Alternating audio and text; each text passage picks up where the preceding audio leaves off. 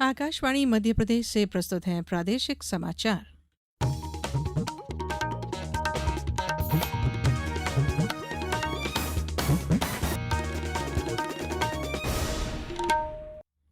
नमस्कार, समाचारों के साथ मैं धारणा सचदेव। सबसे पहले इस बुलेटिन के मुख्य समाचार। प्रधानमंत्री नरेंद्र मोदी ने आज रक्षा मंत्री, विदेश मंत्री और राष्ट्रीय सुरक्षा सलाहकार के साथ बैठक की। प्रदेश में रोजगार सरकार की सर्वोच्च प्राथमिकता, कहा मुख्यमंत्री डॉक्टर मोहन यादव ने। पश्चिम मध्य रेलवे के भोपाल मंडल ने की रेलवे सिग्नल में नई तकनीक की शुरुआत।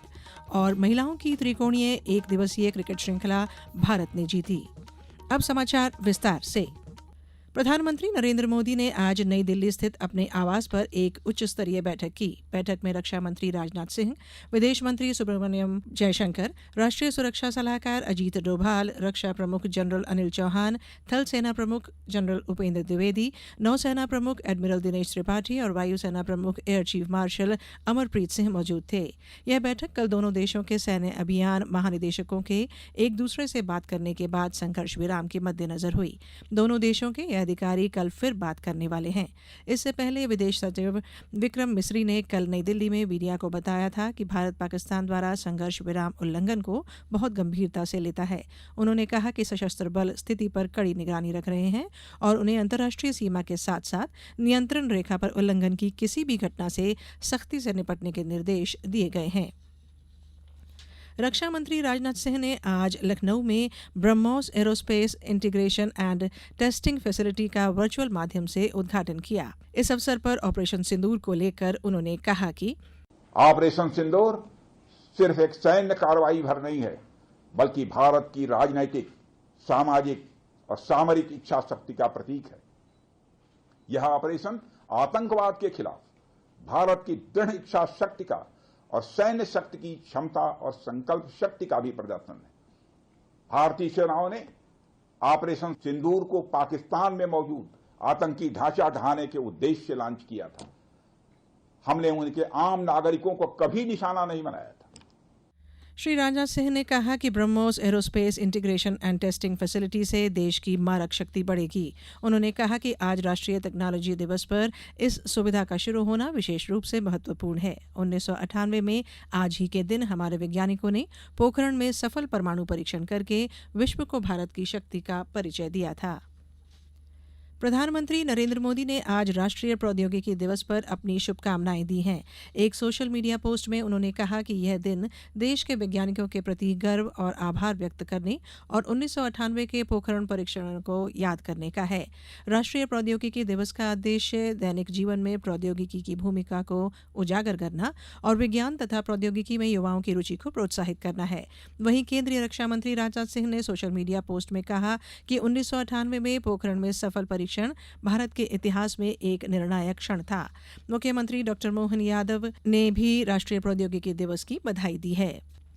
मुख्यमंत्री डॉक्टर मोहन यादव ने कहा है कि हमारे राज्य का युवा सक्षम, योग्य और आत्मनिर्भर बने, यह सरकार की प्राथमिकता है। प्रदेश में हर क्षेत्र में रोजगार सृजन के लिए तेजी से प्रयास किए जा रहे हैं, चाहे वह परंपरागत दुग्ध पालन का क्षेत्र हो या आधुनिक आईटी का क्षेत्र।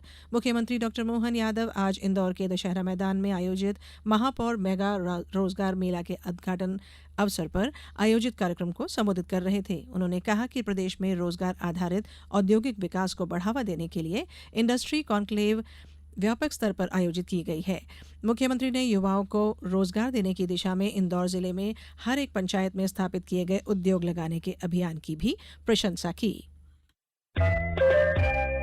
ये समाचार आप आकाशवाणी मध्य प्रदेश से सुन रहे हैं। ये समाचार बुलेटिन YouTube पर Madhya Pradesh news all India radio channel पर और फेसबुक साथ ही एक्स प्लेटफॉर्म पर AIR न्यूज भोपाल पर सुने जा सकते हैं। इसके अलावा आप हमारी वेबसाइट newsonair.gov.in पर अथवा न्यूज ऑन AIR ऐप पर भी समाचार सुन सकते हैं।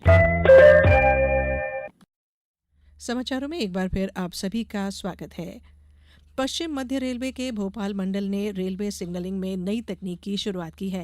भोपाल मंडल के अंतर्गत आने वाले निशातपुरा यार्ड में देश की पहली ऑप्टिकल फाइबर आधारित सिग्नल प्रणाली को शुरू किया गया है। यह नई तकनीक अब पुराने भारी भरकम तारों से चलने वाली प्रणाली की जगह ले रही है। इसके तहत अब सिग्नल सीधे कंट्रोल रूम से ऑप्टिकल फाइबर के जरिए संचालित होंगे। पहले रेलवे सिग्नलिंग में बड़ी मात्रा में वायरिंग और मैनुअल हस्तक्षेप की जरूरत होती थी। इस नई प्रणाली में सिग्नल पोस्ट पर लैंप आउटपुट मॉड्यूल नामक उपकरण लगाया गया है, जो सीधे कंट्रोल रूम से ऑप्टिकल फाइबर के जरिए जुड़ा होता है। अब सिग्नल को ऑपरेट करने के लिए भारी वायरिंग की जरूरत नहीं होगी। हर सिग्नल को अब तेज, सुरक्षित और रियल टाइम कंट्रोल मिलेगा, जिससे संचालन अधिक विश्वसनीय होगा। केंद्रीय अन्वेषण ब्यूरो सीबीआई ने साइबर ठगी के खिलाफ चल रहे ऑपरेशन चक्र 5 के अंतर्गत 8 राज्यों में 42 स्थानों पर तलाशी ली है। ये तलाशी असम, पश्चिम बंगाल, बिहार, उत्तर प्रदेश, महाराष्ट्र, तेलंगाना, कर्नाटक और तमिलनाडु में भी की गई। इस कार्रवाई के तहत 5 लोगों को गिरफ्तार किया गया है। सीबीआई ने कहा कि इस अभियान के तहत टेलीकॉम ऑपरेटरों के कई विक्रय एजेंटों के ठिकानों पर तलाशी ली गई। ये एजेंट कथित तौर पर साइबर अपराधियों और टेलीकॉम सेवा प्रदाताओं के अज्ञात अधिकारियों के साथ मिलकर सिम कार्ड जारी कर रहे थे। इन सिम कार्डों का इस्तेमाल अवैध गतिविधियों में किया जाता है। छापेमारी के दौरान mobile phone, electronic device, KYC दस्तावेजों की प्रतियां और अपराध की आय से अर्जित चल संपत्ति भी जब्त की गई। शिल्प ग्राम महोत्सव का कार्यक्रम आज भोपाल स्थित रविंद्र भवन में संपन्न हुआ। 3 दिवसीय महोत्सव कार्यक्रम में राज्यपाल मंगूभाई पटेल ने समापन कार्यक्रम के पूर्व सभागार में उपस्थित कलाकारों से चर्चा की। राज्यपाल श्री पटेल ने कहा कि जनजातीय समुदाय के लिए गर्व की बात है कि प्रधानमंत्री श्री मोदी ने जनजातीय समुदाय को सक्षम बनाकर उनके विकास और खुशहाली के लिए अभूतपूर्व कार्य किए हैं। पूरे देश में जनजातीय आबादी के लिए समान अवसरों के सृजन, सामाजिक आर्थिक स्तर को उठाने, स्वास्थ्य, शिक्षा, बुनियादी ढांचे में सुधार और आजीविका के कार्य धरती आबा जनजातीय ग्राम उत्कर्ष अभियान के तहत किए जा रहे हैं। बात खेल की। श्रीलंका के कोलंबो में खेले गए महिलाओं के त्रिकोणीय 1 दिवसीय क्रिकेट श्रृंखला के फाइनल मैच में भारत ने मेजबान श्रीलंका को 97 रनों से हराकर यह श्रृंखला जीत ली है। भारत ने टॉस जीतकर पहले बल्लेबाजी कर 50 ओवर में 7 विकेट के नुकसान पर 342 रन बनाए। भारत की ओर से स्मृति मंधाना ने शतक लगाते हुए 101 गेंदों में 116 रन बनाकर विशाल स्कोर खड़ा किया। वहीं हरलीन देओल ने 47 रन और जेमिमा रोड्रिग्स ने 44 रनों की पारी खेली। श्रीलंका की ओर से मालकी मधारा, देवमी विहंगा और सुगंधिका कुमारी ने 2-2 विकेट लिए। बात मौसम की। मौसम विभाग ने दक्षिण पश्चिम मानसून के 27 मई को केरल तट पर पहुंचने का अनुमान व्यक्त किया है। सामान्य तिथि से 5 दिन पहले इस मानसून के पहुंचने से खरीफ की बुआई और पैदावार अच्छी होने और जलाशयों का स्तर बढ़ने की उम्मीद है।